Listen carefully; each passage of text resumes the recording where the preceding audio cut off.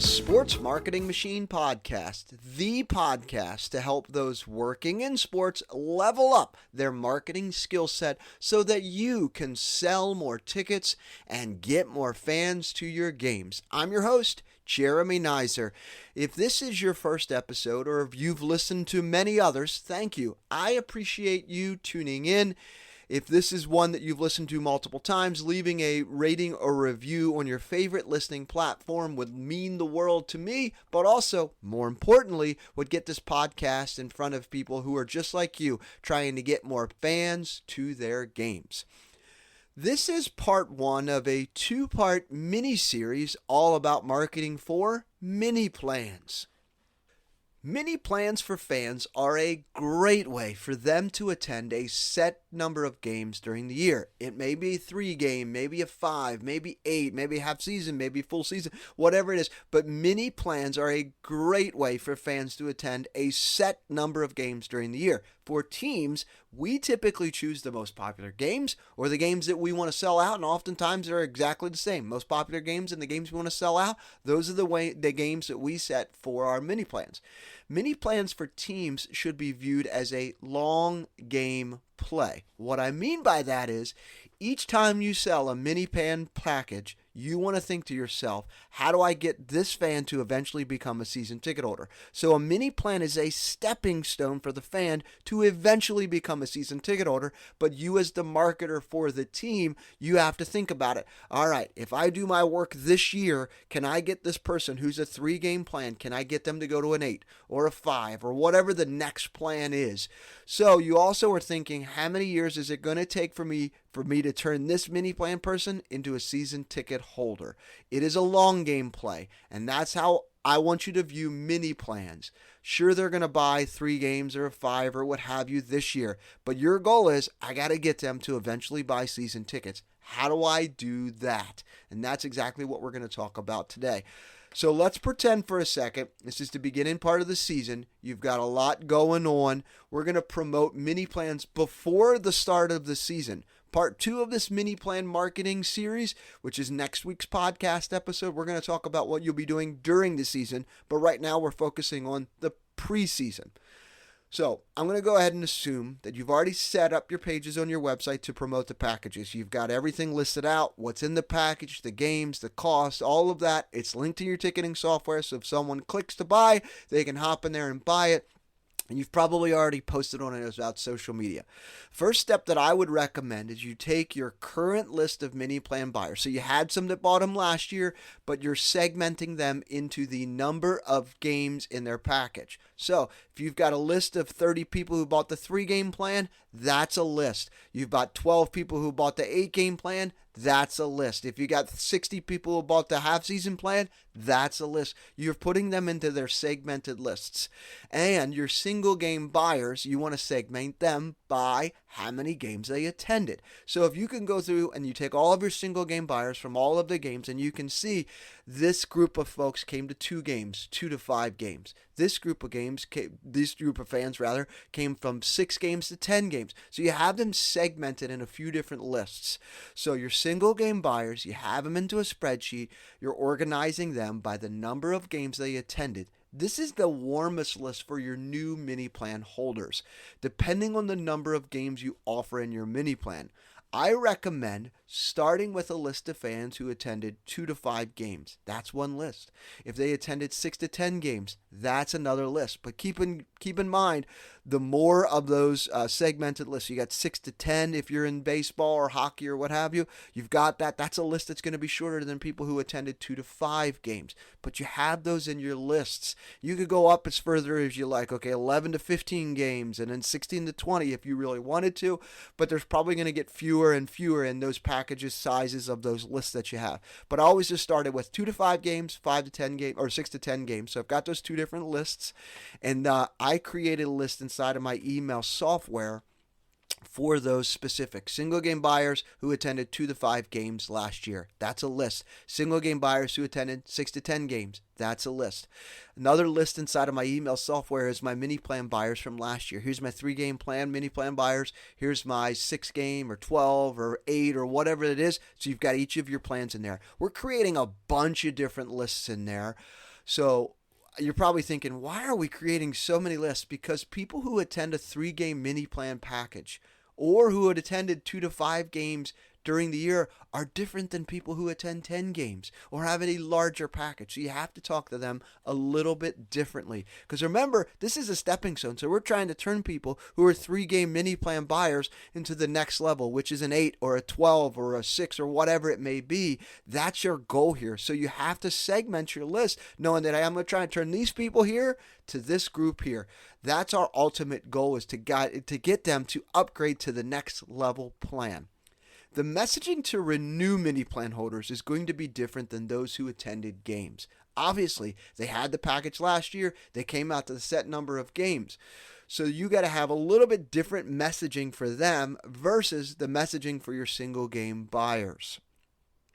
If you don't have the staff to call mini plan holders or single game buyers who attended multiple games, you're going to be needing to email them frequently. But if you do have some folks on your staff that can reach out and make these phone calls, I would do it and layer it with your email. So do both. You want to make sure that you're hitting fans in multiple places. Sometimes I don't answer the phone when someone calls. Sometimes I don't read emails, but I'm hitting you in a bunch of different places that I'm going to come back, that eventually I'm going to convert because you're hitting me in a bunch of different places. Here's another spot that I would recommend that you would turn on. Set aside some budget to be able to allocate to mini plan marketing that you would use. And I recommend using warm audiences inside of Meta to target fans to promote your mini plans. So Facebook ads, Instagram ads, we're going to build some warm audiences. Back in episode 21, and I'll put a link in the show notes, I talked about 3 audiences you need to have in your Meta Business Suite. Your video view audiences, people who've watched 75%, 50%, and 25%, your website visitors, and past ticket buyers. So these are warm audiences of folks. These are also great audiences for you to target your mini plans. So either you're calling them and emailing them, but now I'm saying call, email, and run meta ads on Facebook and Instagram to these audiences, because people are going to see it in a bunch of different spots. So even if you are spending $5 a day targeting these audiences on Meta with ads, promoting your minivan packages, you will gain some traction. You are going to make some sales. I would mix up the content. Some of the ads that you run are going to have graphic heavy ones where you slide to the right to talk about the packages and what games are included and how much. Maybe you have some videos that talk about the games in the package and how much and the excitement. Maybe you have a testimonial. But running $5 a day targeting these audiences, you're going to gain some traction and make some sales, because some of these folks are the same people that you're calling, same people that you're emailing. So you're hitting them in a bunch of different spots. Keep in mind that 99% of the time, we as consumers, we never buy something the first time we learn about it. Never. It's the same reason why Amazon sends you numerous emails and app notifications about things you view on their app or their website, because they know you need to be constantly reminded about these before you make a purchase. And that is annoying as a marketer, because you're like, come on, just somebody buy this. But it takes time for someone to say, you know what, I did see that mini plan package you were talking about. I think we're going to pull the trigger on that 3-game plan, or we're going to upgrade to that 12-game plan this year. That's because it takes time for people to really see it multiple times before they actually take action.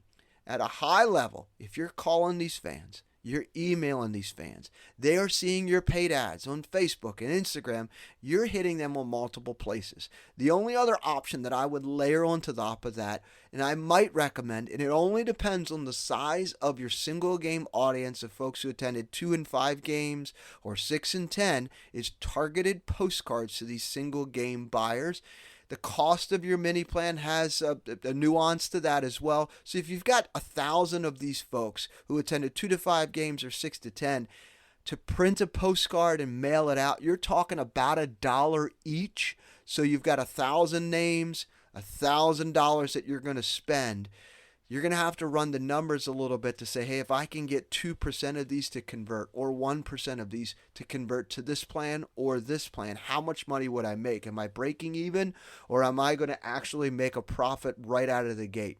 I don't mind breaking even with some of the marketing, knowing that they're on the stepping stone, knowing that, hey, I broke even on getting them to acquire them as a new customer. But no, I know next year I'm going to turn them into a 3-game plan on 5-game plan because we're going to do a really good job of marketing to them during this season. And that's actually what the next episode about mini plan episode, the next one that's coming up, is the second part of this mini plan marketing. So next week we're going to talk about marketing during the season.